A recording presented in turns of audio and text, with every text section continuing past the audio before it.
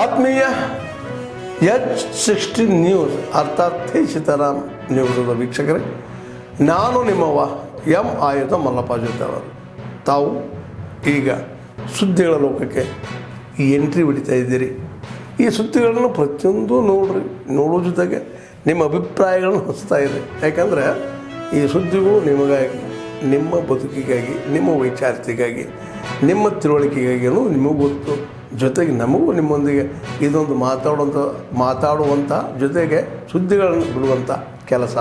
ಈ ಕೆಲಸದಲ್ಲಿ ನಾವು ನಿಮ್ಮೊಂದಿಗಿದ್ದೀವಿ ಅಂತ ಹೇಳ್ತಾ ನೋಡ್ತಾ ಇರಿ ಈ ಸುದ್ದಿಗಳನ್ನು.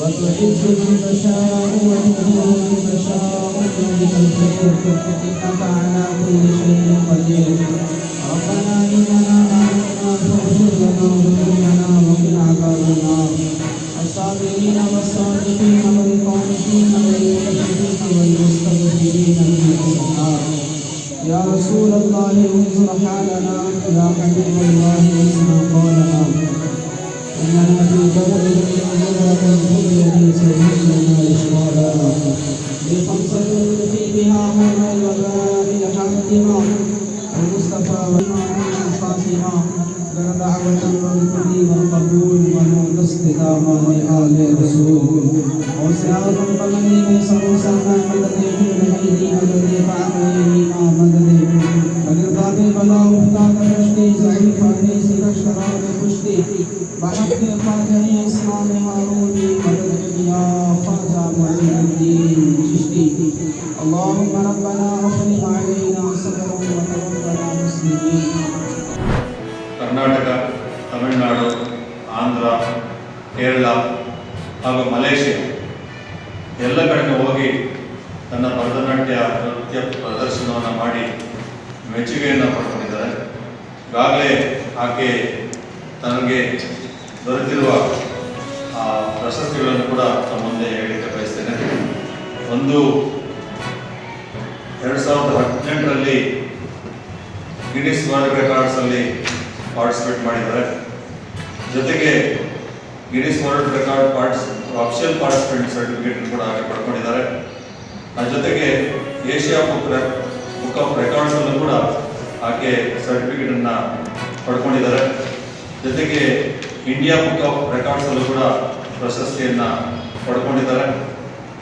ಆ ಮೈಲುಗಲ್ಲುಗಳ ಜೊತೆಗೆ ಇವತ್ತು ಇನ್ನೊಂದು ಮೈಲುಗಲ್ಲನ್ನು ಸ್ಥಾಪನೆ ಮಾಡಲಿಕ್ಕೆ ಹೊರಟಿದ್ದಾರೆ. ಇದು ನಮ್ಮ ಎಲ್ಲ ಬಾಗೇಪಲ್ಲಿಯ ಪ್ರಜೆಗಳ ಜನರ ಹೆಮ್ಮೆ ಅಂತ ಹೇಳಲಿಕ್ಕೆ ಬಯಸ್ತೇನೆ. ನಾಳೆ ದಿವಸ ಏನು ಬಾಗೇಪಲ್ಲಿ ಪಟ್ಟಣದಲ್ಲಿ ಆಯೋಜನೆ ಮಾಡಿಕೊಂಡಿದ್ದಾರೆ ಅಂತಂದರೆ 21ರಿಂದ 30/9/25 ನಿರಂತರವಾಗಿ 220 ಗಂಟೆಗಳ ಕಾಲ ಹಗಲು ಮತ್ತು ರಾತ್ರಿ ಭರತನಾಟ್ಯ ಪ್ರದರ್ಶನವನ್ನು ಮಾಡುತ್ತಾ ಗೋಲ್ಡನ್ ಬುಕ್ ಆಫ್ ರೆಕಾರ್ಡ್ಸಲ್ಲಿ ತನ್ನ ಹೆಸರನ್ನು ಸ್ಥಾಪನೆ ಮಾಡಲಿಕ್ಕೆ ಒಂದು ದಿಟ್ಟ ಹೆಜ್ಜೆಯನ್ನು ಇಟ್ಕೊಂಡಿದ್ದಾರೆ. ಇದರ ಮೂಲಕ ಅವರು ಎಲ್ಲರ ಸಹಕಾರವನ್ನು ಬಯಸ್ತಾ ಇದ್ದಾರೆ.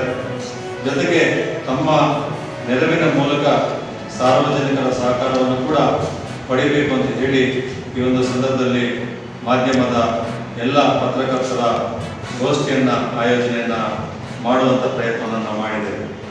ನಿಜವಾಗ್ಲೂ ಕೂಡ ಇದೊಂದು ಹೆಮ್ಮೆಯ ವಿಷಯ. ಬಾಗೇಪಲ್ಲಿಯಲ್ಲೂ ಕೂಡ ಇಂಥ ಪ್ರತಿಭಾನ್ವಿತ ಕಲಾವಿದರಿದ್ದಾರೆ. ಇವರಿಗೆ ಪ್ರೋತ್ಸಾಹ ಕೊಡ್ತಕ್ಕಂಥದ್ದು ನಮ್ಮೆಲ್ಲರ ಆದ್ಯ ಕರ್ತವ್ಯ ಕೂಡ.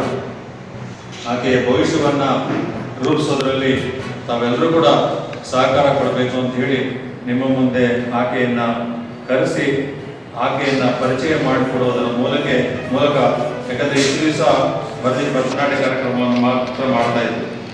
ಆದರೆ ಇತಿಹಾಸ ಹೇಳಬೇಕಾಗ್ತದೆ. ಆಕೆ ಎಲ್ಲ ಸರ್ಟಿಫಿಕೇಟ್ಗಳನ್ನು ಪಡ್ಕೊಂಡಿರ್ತಕ್ಕಂಥ ಒಬ್ಬ ಪ್ರತಿಭಾನ್ವಿತ ಕಲಾವಿದ ನಮ್ಮ ಮಧ್ಯೆ ಇದೆ ಅಂತಕ್ಕಂಥ ನಮ್ಮ ಹೆಮ್ಮೆ. ಇದ್ರಿಗೂ ಗೊತ್ತಿರಲಿಲ್ಲ. ನಮ್ಮ ಮೂಲಕ ಇವೆಲ್ಲವನ್ನು ಕೂಡ ಪರಿಚಯ ಮಾಡಬೇಕು ಅಂತೇಳಿ ಈ ಕಾರ್ಯಕ್ರಮವನ್ನು ಆಯೋಜನೆ ಮಾಡಿದ್ದೀವಿ.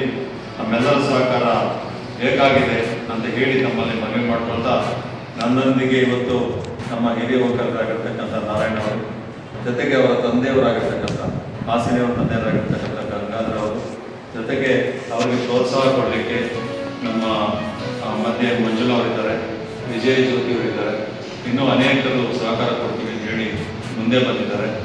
ತಾವು ಕೂಡ ದಯವಿಟ್ಟು ಆಕೆಗೆ ಸಹಕಾರಿಯಾಗಿ ಬೆಂಬಲವನ್ನು ನೀಡ್ತಾ ಆಕೆಗೆ ಪ್ರೋತ್ಸಾಹಿಸಬೇಕು ಅಂತ ಹೇಳ್ತಾ, ನಾಳೆ ಬೆಳಗ್ಗೆ ಬೈಲಾಂಜನೇಯ ಸ್ವಾಮಿಯ ದೇವಸ್ಥಾನದಲ್ಲಿ 9:30 ಗಂಟೆಗೆ ಪೂಜೆ ಮಾಡುವುದರ ಮೂಲಕ ನಾವು ಈ ಕಾರ್ಯಕ್ರಮವನ್ನು ಚಾಲನೆ ಕೊಡ್ತಾ ಇದ್ದೀವಿ.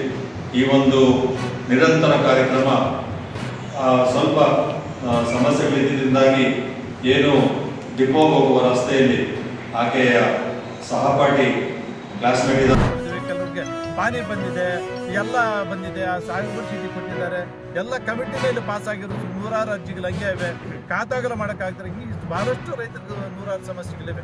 ಅಂತಹ ಸಂದರ್ಭದಲ್ಲಿ ಅರಣ್ಯ ಅಧಿಕಾರಿಗಳು 5 ತಿಂಗಳ ಹಿಂದೇನೋ ಏನಪ್ಪ ಇದು ನಮಗೆಲ್ಲ ಸೇರ್ಬಿಡ್ತಾ ಇರುತ್ತೆ, ಎಲ್ಲ ನೀವು ಡಾಕ್ಯುಮೆಂಟ್ ತಗೊಂಬನ್ನಿ, ಯಾವ ಆದೇಶ ಪ್ರಕಾರ ಅವ್ರು ಡಾಕ್ಯುಮೆಂಟ್ ಬೇರೆ ನಂಬರ್ಗೆಲ್ಲ ಕೊಡ್ತಾರೆ? ಏನು ಕಾನೂನು ಇದೆ ಅವ್ರಿಗೆ? ಏನು ಅವ್ರದ್ದು ಸಂತಾನ ಜಮೀನು? ಈಗ ನಿಮ್ಮ ಡಾಕ್ಯುಮೆಂಟ್ ತಗೊಂಬರ್ರಿ ಅಂತಾರೆ, ಅವ್ರ ನಂಬರ್ ಅವ್ರು ಏನಿದೆ ಕಾಂಪೌಂಡ್ ಅವ್ರು ತಗೊಂಬರಕ್ಕೆ ಕೇಳಿ, ಅವ್ರೇನು ಗಿಡ ನಾಡ್ತಾ ಇದ್ರದ್ದು ಬರೀ ಕೇಳಿ, ಅವ್ರು ಕಾಂಪೌಂಡಿಗೆ ಅವ್ರು ಬರೀ ಕೇಳಿ, ಅವ್ರ ಮೇಲೆ ಕೇಸ್ ಮಾಡಿ ಯಾರು ಅಷ್ಟು 40 ವರ್ಷ ಆಯ್ತು ಇವ್ರು ಯಾರು ಬರಲ್ಲ, ಯಾರೋ ಅವರ ಅರಣ್ಯ ಅಧಿಕಾರಿ. ನಮ್ಮ ರೈತರು ಎಷ್ಟು ಚೆನ್ನಾಗಿದೆ. ಇದನ್ನು ಈ ಅರಣ್ಯ ಬಂದು ತಾಲೂಕಿನಲ್ಲೇ ಮೊಟ್ಟ ಮೊದಲನೇದು ಗ್ರಾಮ ಅರಣ್ಯ ಇಲಾಖೆ ಅಂತ. ಆ ಗ್ರಾಮಗಳು ಈ ಊರಿಗೆ ಒಂದು 4-5 ಗ್ರಾಮಗಳು ಸೇರ್ತಾರೆ. ಆ ಗ್ರಾಮಕ್ಕೆ ಅರ್ಧ ಭಾಗ, ಈ ಫಾರೆಸ್ಟ್ ಅವ್ರಿಗೆ ಅರ್ಧ ಭಾಗ, ಗ್ರಾಮಸ್ಥರೇ ಅರಣ್ಯ ಭಾಗ ನೋಡ್ಕೊಳ್ಳುವಂಥದ್ದು. ಒಂದು 30 ಎಕರೆ ಹೇಳ್ಬಿಟ್ಟು ಒಂದು 90 ಎಕರೆ ಅಂತ ಸುಮಾರು 200 ಎಕರೆ ಮೇಲೆ ಇದೆ. ಇದು 200ರಿಂದ 300 ಎಕರೆ ಇದೆ. ಹೌದು, ನಾವೇನಾದ್ರೂ ತಟ್ಟೆಗೆ ಹೋಗಿಲ್ಲ. ಆದ್ರೂ ರೈತರು ಈ ಭಾಗದಲ್ಲಿ ಆ ಭಾಗದಲ್ಲಿ ಎಲ್ಲಿ ಬಾಗಿ ಸೇರ್ತಾರೆ ಅವ್ರು ಎಲ್ಲಿ ಸೇರಿಸಿದ್ದಾರೆ, ಯಾರು ಸೇರಿಸಿದ್ದಾರೆ, ಯಾವ ಮಟ್ಟದಲ್ಲಿ ಸೇರಿಸಿದ್ದಾರೆ, ಅದು ದಾಖಲೆ ಸಮಾತ ನಮ್ಮ ಅರಣ್ಯ ಅಧಿಕಾರಿಗಳು, ನಮ್ಮ ರೆವಿನ್ಯೂ ಅಧಿಕಾರಿಗಳು ತಗೊಂಡ್ಬರಬೇಕು. ಇದನ್ನು ತಕ್ಷಣವನ್ನು ಮಾನ್ಯ ದಂಡಾಧಿಕಾರಿಗಳು, ಮಾನ್ಯ ಅರಣ್ಯ ಅಧಿಕಾರಿಗಳು, DYSP ಸಾಹೇಬರು ಒಂದು ಕಮಿಟಿ ಮಾಡಿ ನಮ್ಮ ರೈತರಿಗೆ ಅನುಕೂಲ ಮಾಡಿಕೊಡ್ಬೇಕು. ಇಲ್ಲದಿದ್ದಂಥ ಸಂದರ್ಭದಲ್ಲಿ ಈಗ ನೇರವಾಗಿ ಅಂತ ಇದೆ, ಇದೇ ಶಾಂತಿಯುತವಾಗಿ 2-3 ವರ್ಷಗಳು 4-5 ಸುಮಾರು 16 ವರ್ಷದಿಂದ ಶಾಂತಿಯುತವಾಗಿ ಹೋರಾಟ ಮಾಡಿದ್ದೀವಿ. ನಮ್ಮ ಜಮೀನು ಹೋದರೆ ನಮ್ಮ ತಾಯಿನ ಕಲ್ಕೊಂಡಂಗೆ ಆಗುತ್ತೆ. ಆದ್ದರಿಂದ ಎಲ್ಲ ನಮ್ಮ ಮೇಲ್ನಂಬಟ್ಟಿನ ಅಧಿಕಾರಿಗಳು ತಕ್ಷಣ ಇದು ಪರಿಗಣನೆ ಮಾಡಿ ನಮ್ಮ ರೈತರಿಗೆ ಏನು ಅವ್ರ ಜಮೀನಲ್ಲಿ ಉಳುಮೆ ಮಾಡ್ತಾರೆ ಅದು ಮಾತ್ರ ಬಿಟ್ಕೊಡಿ. ನಿಮ್ಮ ಫಾರೆಸ್ಟ್ ನಮ್ಗೆ ಬೇಕಾಗಿಲ್ಲ. ಅರಣ್ಯ ಸಂಗಮ ಪೀಠವನ್ನು ನಮ್ಮ ಎಲ್ಲ ಧರ್ಮದರ್ಶಿಗಳು, ಈ ಸಮಾಜದ, ಈ ರಾಜ್ಯದ ಸಮುದಾಯ ಒಂದು ತತ್ವ ಆದರ್ಶದ ಮೇಲೆ ಈ ಪೀಠವನ್ನು ಕಟ್ಟಲಾಗಿತ್ತು. ಇವತ್ತವರೆಗೂ ನಾವೆಲ್ಲ ನಡೆದಿದ್ದು ಬಸವ ತತ್ವದ ಮೇಲೆ. ಯಾಕಂದರೆ ಪವಿತ್ರವಾದ ಅಣ್ಣ ಬಸವಣ್ಣನವರ ಐಕ್ಯ ಭೂಮಿಯಲ್ಲಿ ನಾವು ಮಠವನ್ನು ಮಾಡಿದ್ದೀವಿ. ಇದನ್ನು ಮಾಡುವಂಥ ಸಂದರ್ಭದಲ್ಲಿ ನಮ್ಮೆಲ್ಲ ಹಿರಿಯರು ಯಾವುದೇ ಪೂಜ್ಯರು ಬಂದರೂ ಕೂಡ ಅದು ಬಸವ ತತ್ವದ ಆಧಾರದ ಮೇಲೆ ಅವರು ನಡಿಬೇಕು, ಅವ್ರು ನಡೆ ಇರಬೇಕು, ನುಡಿ ಇರಬೇಕು, ಆ ತತ್ವವನ್ನು ಪಾಲನೆ ಮಾಡುವಂಥವರೇ ಬೇಕು ಅಂತೇಳಿ ನಾವು ತತ್ವವನ್ನು ಅವ್ರನ್ನ ಬಸವ ಜಯಮೂರ್ತಿಯನ್ನು ಇಲ್ಲಿ ಪೀಠಕ್ಕೆ ಕೂಡಿಸಿದ್ದು.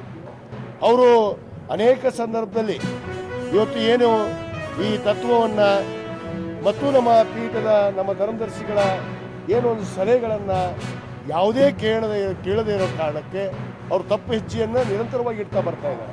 ಇವತ್ತಲ್ಲ, ಹಲವಾರು ವರ್ಷಗಳಿಂದ ನಡೆದಿದ್ದು. ಇದನ್ನೆಲ್ಲವನ್ನು ಗಮನಿಸಿ ಅವರು ಹಲವಾರು ಬಾರಿ ನೋಟಿಸ್ ಕೊಟ್ಟಿದ್ದಾರೆ. ಅವ್ರ ಹತ್ರ ಉತ್ತರನೂ ಪಡೆದಿದ್ದಾರೆ. ನಮ್ಮ ಹತ್ರ ಉತ್ತರಗಳು ಅವ್ರು ಸರಿಯಾಗಿ ನಡ್ಕೊಂಡು ಹೋಗ್ತೀವಿ ಅಂತ ಉತ್ತರನೂ ಪಡೆದಾರೆ. ಇವತ್ತು ನಾವು ಪದೇ ಇದನ್ನೇ ನೋಡೋದಾಯಿತು, ನಮ್ಮ ಮೇಲೆ ಆರೋಪ ಮಾಡೋದಾಯಿತು. ಈಗ ನಾನೊಬ್ಬ ಅಧ್ಯಕ್ಷನಾದ ಮೇಲೆ ನನ್ನ ರಾಜಕಾರಣಿ ಅಂತ ಗೊತ್ತಿದ್ದು ನನ್ನ ವಿರೋಧಿಗಳು ಗುಂಪು ನಡೆಸಿ ರಾಜಕಾರಣ ಮಾಡೋಕ್ಕಿರ್ತಾರೆ. ಇವತ್ತು ರಾಜಕಾರಣನೇ ಮಾಡ್ತಾ ಇದ್ದಾರೆ. ಯಾರೋ ಒಬ್ಬ ವ್ಯಕ್ತಿ ಇವ್ರ ಮೇಲೆ ದಬ್ಬಾಳಿಕೆ ಮಾಡ್ತಾರೆ ಅಂದ ತಕ್ಷಣ ಅವ್ರು ಹೇಳೋದಂತೂ ಇವತ್ತು ಬಸವ ತತ್ವವನ್ನು ಮರೆತು ಏನು ಲಿಂಗಾಯತ ಧರ್ಮವನ್ನು ಮರೆತು ಇವತ್ತು ಏನೋ ಹಿಂದೂ ಅಂತ ಬಳಸಿಕೊಂಡು ಇವತ್ತು ಭಾಳ ಸ್ಪಷ್ಟವಾಗಿ ಇವತ್ತು ನಮ್ಮ ಪ್ರಧಾನ ಕಾರ್ಯದರ್ಶಿಗಳಂತ ಇರ್ತಕ್ಕಂಥ ಸೂಟಿಯವರು ಮತ್ತು ಅನೇಕ ಧರ್ಮದರ್ಶಿಗಳು ಇವತ್ತು ಒಂದು ನಿರ್ಧಾರವನ್ನು ಅವರು ಕೈಗೊಂಡಿದ್ದಾರೆ. ಇವತ್ತೇನು ಅವರನ್ನು ಈ ಪೀಠದಿಂದ ಇವತ್ತಿನಿಂದಲೇ ಈಗಿಂದಲೇ